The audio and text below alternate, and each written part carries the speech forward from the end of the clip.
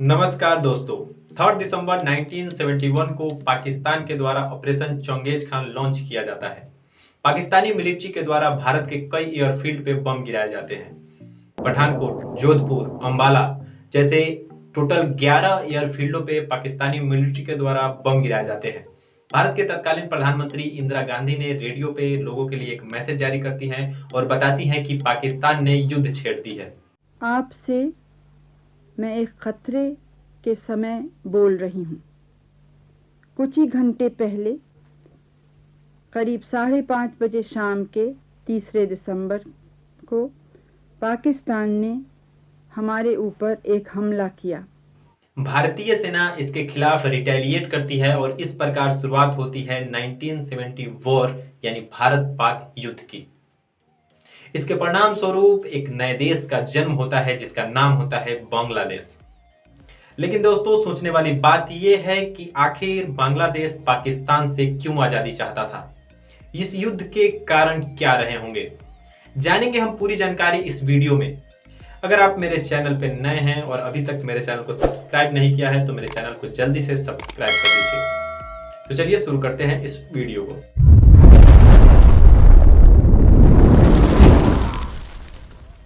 तो दोस्तों, इस पूरी घटना को समझने के लिए हमें आजादी से कुछ दशक पीछे जाना होगा। तो दोस्तों, सन 1905 में लॉर्ड कर्जन के द्वारा बंगाल का विभाजन कर दिया जाता है। इसके पीछे ब्रिटिश गवर्नमेंट ये तर्क देती है कि बंगाल का क्षेत्रफल बहुत बड़ा होने के कारण एक गवर्नर के द्वारा इसे कंट्रोल करना कठिन हो रहा है। उस समय के बंगाल प्रांत में आज का बिहार, झारखंड, उड़ीसा और पश्चिम बंगाल जैसे राज्य शामिल थे। ब्रिटिश गवर्नमेंट इस विभाजन के पीछे चाहे जो भी तर्क दे रही थी, पर उनका मंशा कुछ और ही था। दोस्तों, स्वतंत्रता आंदोलन के समय आजादी के लिए सबसे ज्यादा आवाज बंगाल के द्वारा ही उठाए जा रहे थे, जिसके कारण अंग्रेज इस उठती हुई आंदोलन को कमजोर करना चाहते थे। इसी कारण उन्होंने सोचा कि क्यों ना बंगाल का विभाजन कर दिया जाए, ताकि हिंदू मुस्लिम सांप्रदायिकता का जन्म हो और ये आंदोलन कमजोर पड़ जाए। इसीलिए उन्होंने बंगाल को धर्म के आधार पे बांटना चाहा। उस समय का पूर्वी बंगाल जिसमें मुस्लिम बहुसंख्यक थे, जबकि पश्चिमी बंगाल में हिंदू बहुसंख्यक थे। उन्होंने सोचा है कि अगर यहाँ पे हम विभाजन कर देते हैं तो यहाँ से हिंदू मुस्लिम झगड़े की शुरुआत हो जाएगी, जिसके कारण वो इस आंदोलन को आसानी से दबा सकेंगे। उस समय के स्वतंत्रता आंदोलन के नेता इस बात को भली भांति समझ रहे थे, जिसके कारण उन्होंने इस विभाजन का खुलकर विरोध किया। विरोध इतना बढ़ गया कि ब्रिटिश सरकार को विभाजन वापस लेना पड़ा। लेकिन हिंदू मुस्लिम के बीच सांप्रदायिकता का बीज तो पड़ ही चुका था। इसका परिणाम यह होता है कि 30 दिसंबर 1906 को ढाका में मुस्लिम लीग की स्थापना कर दी जाती है। हिंदू मुस्लिम के बीच की खाई धीरे धीरे बढ़ती जाती है और आजादी के साथ ही भारत को 2 हिस्सों में बांट दिया जाता है। मुसलमानों के लिए एक अलग देश पाकिस्तान बना दिया जाता है, जबकि हिंदुओं के लिए और अन्य धर्म के लोगों के लिए भारत। आज का जो बांग्लादेश है उस समय का पूर्वी पाकिस्तान हुआ करता था और आज का जो पाकिस्तान है उस समय का पश्चिमी पाकिस्तान कहा जाता था। धर्म के आधार पे पाकिस्तान ने बांग्लादेश को अपना हिस्सा तो बना लिया, पर उन्हें कभी अपना ना सके। वहां के रिसोर्सेज का उन्होंने खूब उपयोग किया, क्योंकि खनिज संसाधन के मामले में पूर्वी पाकिस्तान काफी धनी, यानी आज का जो बांग्लादेश है वो संसाधन के मामले में काफी संपन्न राज्य हुआ करता था। इसका उपयोग तो उन्होंने खूब किया, पर वहां डेवलपमेंट ना के बराबर किया। यहां तक कि वहां के नेताओं को पॉलिटिकल पावर भी नहीं दे रहे थे। यहां तक कि पाकिस्तानी सेना के द्वारा बंगालियों पे अत्याचार किए जाते थे। महिलाओं के साथ बदसलूकी व रेप जैसी घटनाएं भी की जाती थी। इन सभी घटनाओं के साथ ही बंगाल में स्वायत्तता की मांग उठने लगी। यह मांग तब और तेज हो गई जब पाकिस्तान के द्वारा उर्दू भाषा को बंगालियों पे थोपा जाने लगा और उर्दू को राष्ट्रीय भाषा का दर्जा दे दिया गया। Let me make it very clear to you, leave no doubt that the state language of Pakistan is going to be Urdu and no other language. इन सभी घटनाओं का परिणाम यह होता है कि पूर्वी पाकिस्तान यानी बांग्लादेश में एक नई पार्टी अवामी लीग की स्थापना की जाती है, जिसके नेता शेख मुजीबुर रहमान होते हैं। शेख मुजीबुर रहमान वही हैं जिनकी बेटी शेख हसीना है और आज वो बंगाल का नेतृत्व कर रही हैं। 21 फरवरी 1952 को पूर्वी पाकिस्तान यानी बंगाल में बंगाली लैंग्वेज मूवमेंट की शुरुआत हो जाती है। इस मूवमेंट में जल्द ही स्टूडेंट और पॉलिटिकल एक्टिविस्ट शामिल हो जाते हैं, जिसका समर्थन करने अवामी लीग यानी शेख मुजीबुर रहमान की पार्टी उतर जाती है।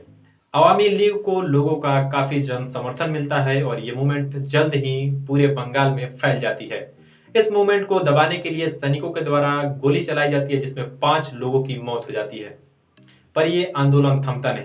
बाद में पाकिस्तानी गवर्नमेंट के द्वारा बंगाली लैंग्वेज को स्टेट लैंग्वेज कंसीडर कर दिया जाता है। पूर्वी पाकिस्तान में शेख मुजीबुर रहमान के बढ़ते प्रभाव को देखकर उस समय के जनरल अयूब खान, जो कि उस समय पाकिस्तान को हेड कर रहे थे, उन्होंने शेख मुजीबुर रहमान पे सेडिशन का चार्ज लगाकर उनको अरेस्ट कर लिया। जनरल अयूब खान के द्वारा ये कहा जाता है कि शेख मुजीबुर रहमान और उनके साथी इंडियन गवर्नमेंट के साथ कोलैबोरेट कर रहे थे ताकि बांग्लादेश को एक आज़ाद देश बनाया जा सके।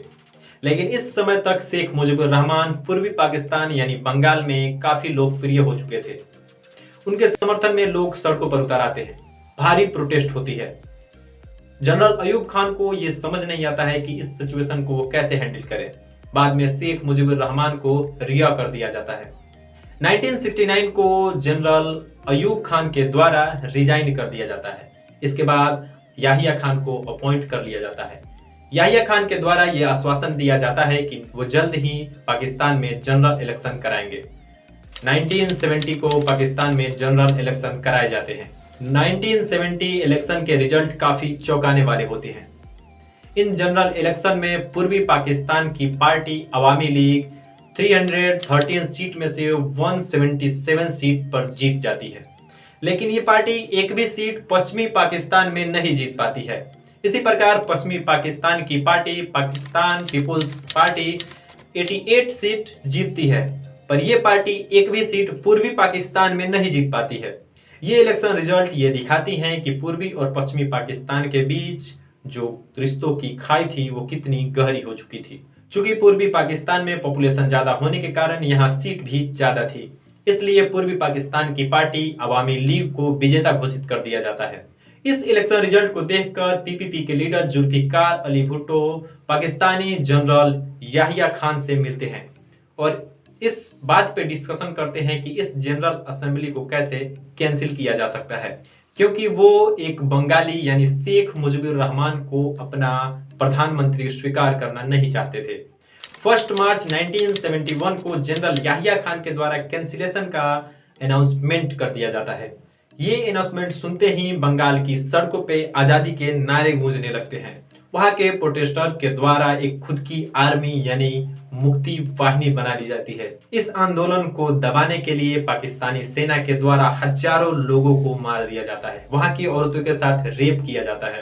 पाकिस्तानी सरकार के द्वारा ऑपरेशन सर्च लाइट लॉन्च कर दिया जाता है।